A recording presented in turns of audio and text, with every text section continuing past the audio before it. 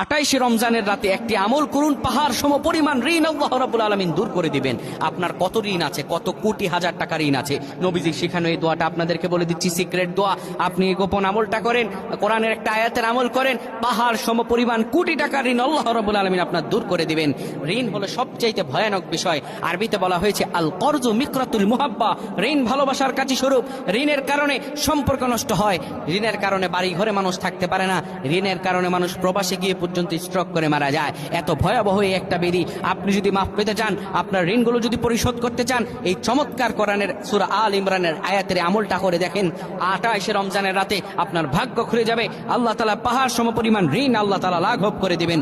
প্রিয় ভাইরা আমার, এই আমলটা করার নিয়ম হলো 28 রমজান দিন গিয়ে যখন রাত শুরু হয়ে যাবে, আপনি সুন্দর করে বসে যাবেন কিবলামুখী হয়ে মাগরিবের নামাজের পরে।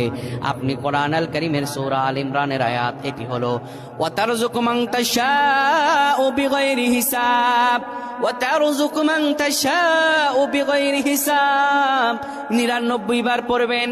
এরপরে আপনি 70 বার পড়বেন নবীজির শিখানো সেই দোয়া, আল্লাহুম্মা কফিনি বিহালালিকা আন হারামিক ওয়া আগনিনি বিফাদলিকা আম্মান সিওয়াক।